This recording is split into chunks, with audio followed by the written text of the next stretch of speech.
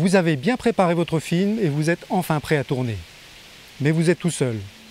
Pas de producteur, pas de technicien pour vous épauler. Vous pensez que vous n'arriverez pas à monter une équipe. C'est trop long, trop cher, trop compliqué, et puis vous ne connaissez personne. Il se trouve que vous avez un petit peu de matériel, pas de quoi faire rougir Hollywood, mais ça fait le job. Alors, pourquoi pas tenter l'aventure? Pourquoi pas vous lancer dans le Grand Ouest, tel un cow-boy solitaire? Mais est-ce que seulement cela est possible? Alors faire un film en entier, tout seul, oui c'est possible. Ouais. Oui, je l'ai déjà fait, enfin, plusieurs fois. Hein. Alors j'écris le film, je cadre, hein, je filme le film, je monte le film, je mixe le film, j'étalonne le film. Ça vous étonne? Vous savez, hein, je ne suis pas le seul. Hein. Vous vous rappelez là le gars qui voulait aller dormir chez les gens?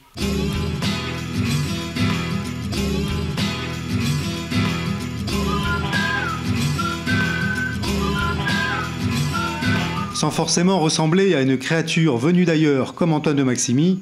Antoine. Antoine. Yes. Tu ressembles à l'inspecteur Gadget. Il est assez facile aujourd'hui d'avoir un dispositif technique qui permet de travailler seul. Les caméras et les microphones sont légers, financièrement abordables et d'utilisation simplifiée. Il est donc techniquement et matériellement possible de faire un film tout seul. Qu'est-ce qui se passe? Un petit problème? Petit, oui.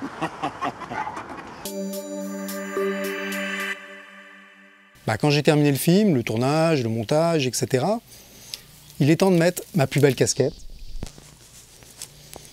et d'aller voir les chaînes de télé. Et là, comme un seul homme, elles me disent « Not good. Not good. Not good. Not good. » Les chaînes de télévision se méfient des hommes orchestres, à juste titre, car personne n'est bon partout. Et quand on fait un peu de tout, on ne fait rien parfaitement. Par exemple, lors d'une interview, il faudra choisir entre mener efficacement l'interview et se concentrer sur la qualité technique du son et de l'image. La question n'est pas est-ce que c'est possible de faire un film tout seul, mais est-ce que c'est souhaitable? C'est la vie en couleur,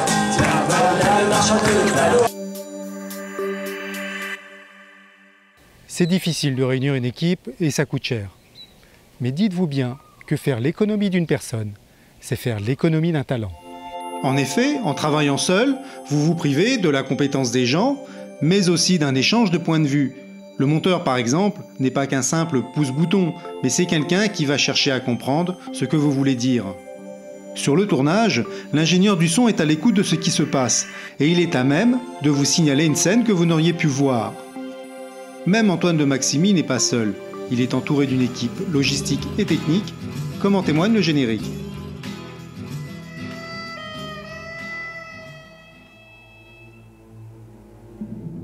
Je vais casser un mythe, mais le héros solitaire n'existe pas.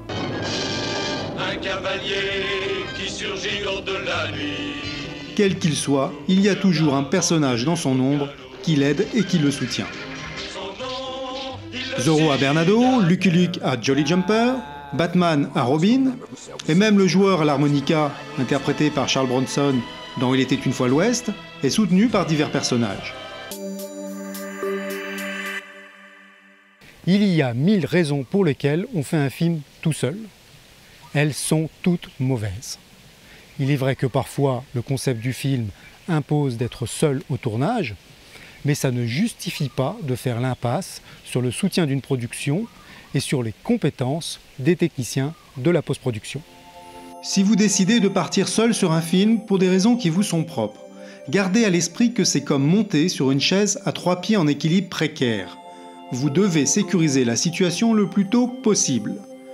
Vous arriverez sans doute au bout du film sans tomber, pour cette fois, mais ce qui est certain, c'est qu'avec un soutien, vous seriez monté beaucoup plus haut.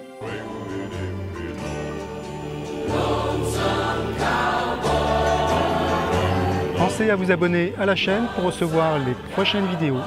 Et si vous cliquez sur le lien dans la description, vous aurez l'opportunité de télécharger un petit guide gratuit qui vous donnera des informations intéressantes.